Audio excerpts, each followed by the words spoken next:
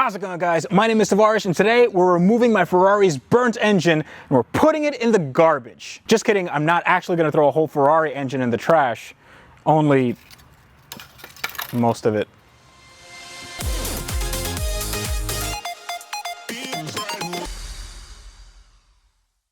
So if any of you guys are new to the channel, thank you so much for watching. I really hope you guys enjoy it. This is my 1995 Ferrari F355 Spider, and it's seen better days. As you can see, it had an engine fire, let's just call it that, and I've been taking it apart piece by piece to see if the engine was still good. Spoiler alert, it's not. Now, even though this F129 engine looks really bad, I thought that maybe I can save it because there wasn't any damage on the inside, but when I put the borescope inside, I realized that there was water in the cylinders. This entire cylinder is full of water. Now, some of you have said that water in the cylinders isn't the worst thing in the world. I could just take the water out and maybe the valves were closed at the time when the water went in, but we're gonna figure that out. I have to get this engine out, and we're gonna see if we can actually do something with this engine or if it's just gonna become a table. I've never actually done this. I've never taken an engine out of a Ferrari, especially not with the subframe and everything intact.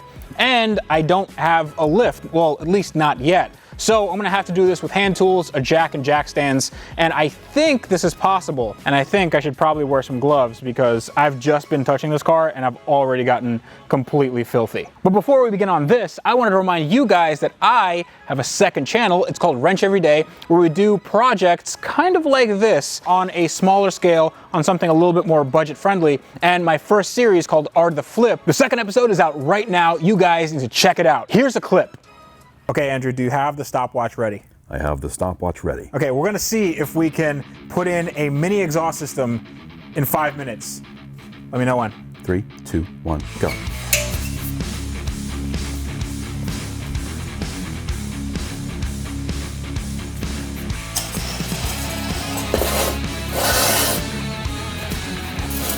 I think it's upside down.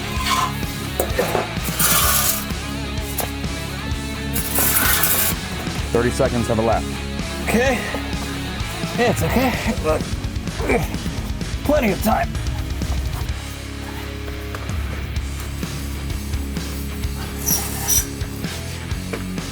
One minute, 15 seconds.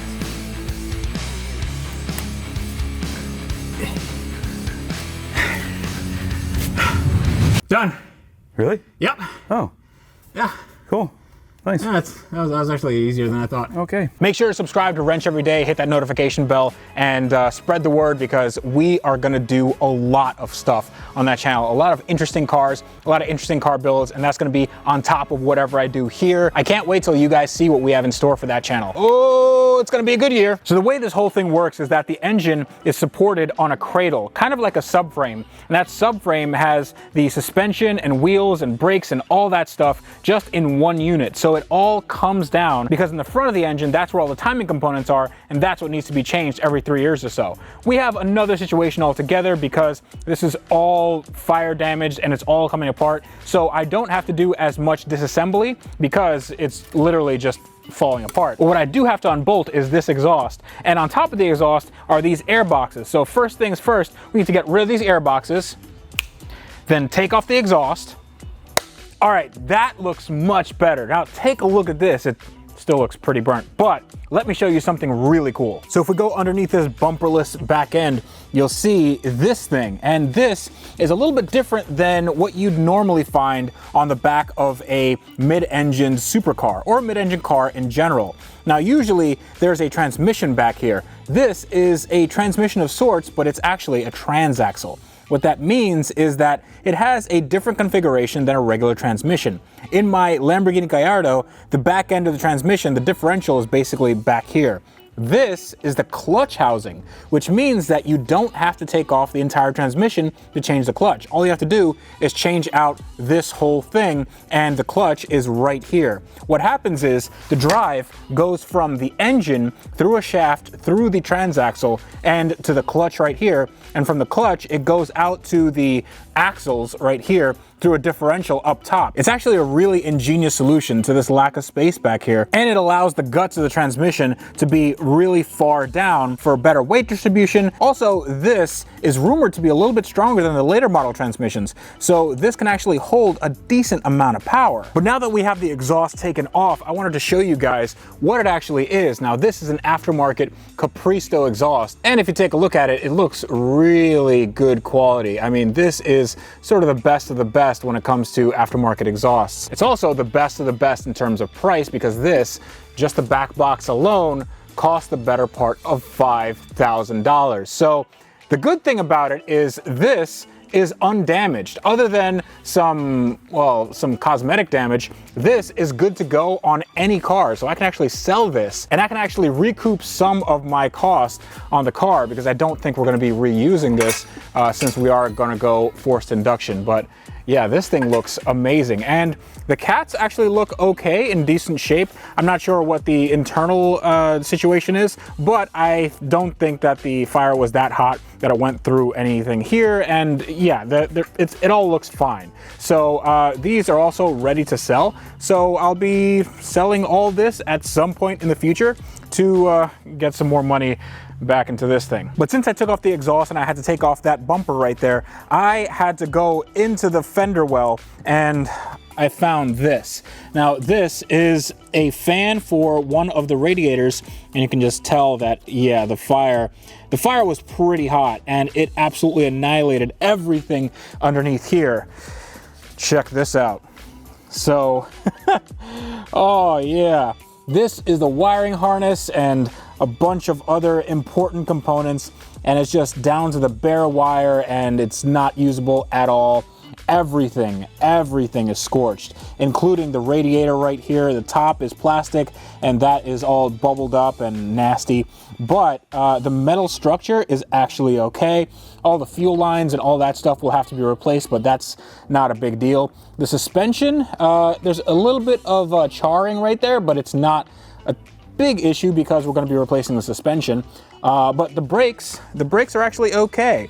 I don't think they got charred at all. This is the worst that I've ever seen on any car that I've ever owned. So this is definitely going to be a good project. But now that we have the engine basically ready to come out, all we have to do is remove some of the bolts. There's 6 bolts on either side of the subframe right here. There's 3 up here and 3 down there. It's kind of hard to see, but then we have 4 more. We have 1, 2, let's see, 3 right there, and then a 4th one. So a total of 20 bolts for both sides, and the engine is ready to come out. I also removed this. This is the shifter linkage. So this goes from the transmission to the front of the car, and all it is a, whoops, it's just a threaded rod at one end and a U-joint at the other. You'll have to excuse my appearance. This is really dirty work. So all we have to do is take out the entire subframe. This all comes down in one piece. So I'm gonna run a chain from this, that should be a pretty strong part of the subframe, and right here to a bracket on the power steering pump. Hopefully that doesn't fail. All I have to do is put the engine hoist on there, undo the bolts, then lower it down onto some dollies that I got. Then I can lift the car up, put some jack stands under, and roll the engine out. Now, this sounds easy, and it's probably not gonna be.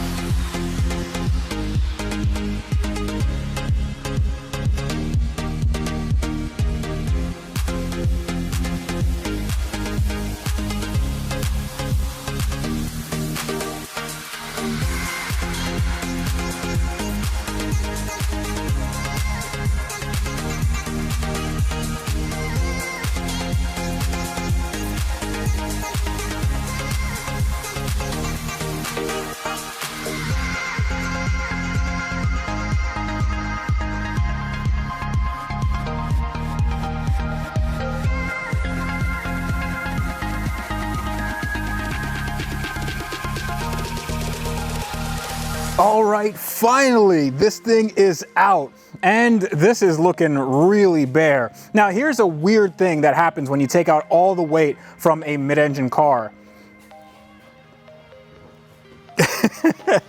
Yeah, there's nothing back here, so all the weight is in the front, and I have this car on jack stands, so it's like teeter-tottering. So I have to do something about that. I did put some tires over there just so this thing doesn't crash into the ground. But take a look at this. This is the entire powertrain, engine and transmission, and it looks pretty good, except for the fact that this looks really, really bad. Now, we'll be doing a video about if this engine is actually savable or not. I know that I did a video where I went into the cylinders, well, I went into the intake manifold and I found some water in there, but it might be a little bit of a misnomer because some of you said that the valves might be closed. So I have to look in the cylinders themselves and we can see if there's water in there, but I have to sort this out as well. Actually, this isn't too bad. I know it looks really horrible, but it's not too bad because the timing belt is still on there. And the timing belt seems like, yeah, it never came off. Now, obviously I'm not gonna use this timing belt, but it looks like this thing never went off time, which means that it's not gonna be that hard to put this thing back if I use this engine. Now, I will have to chisel all this mess off. This is actually the plastic from the cover for the timing belt. And after I take all of that off, I have to know if the bearings on these pulleys are good. I think this one at the top is busted.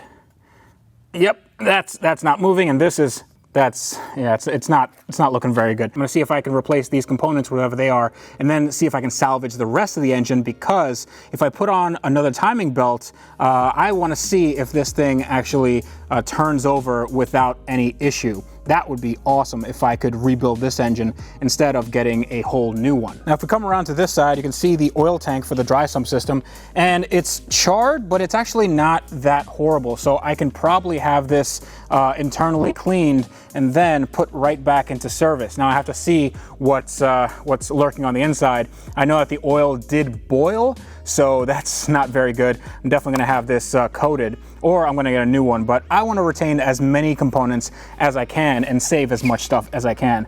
But, oh my God, look at that. That is, yeah, I think I'm gonna need a new alternator. But this is good and bad news, meaning that it's worse and better than I thought. But I can't wait to start working on this. Can't wait to start working on this and the roof and the interior. Oh, this is just gonna be awesome. All right, guys, we did it. This was no small feat, but it wasn't the hardest thing in the world. The hardest thing in the world is gonna be getting this thing back into the car in running condition. But if you guys wanna contact me, you can do so at the social links down below. Make sure to watch episode 2 of Art of the Flip on Wrench Every Day. I'm super proud of it. I think you guys will love it. So link for that will be in the description below. And for a limited time, Knowledge Equals Horsepower shirts, they're available in my Teespring store, but we will only be having these for another week or so, and then we're gonna have something brand new. So get these while they're still available. But until next time, this is me reminding you guys that on Ferraris that are half the Ferrari they used to be, even though they're burnt anyway,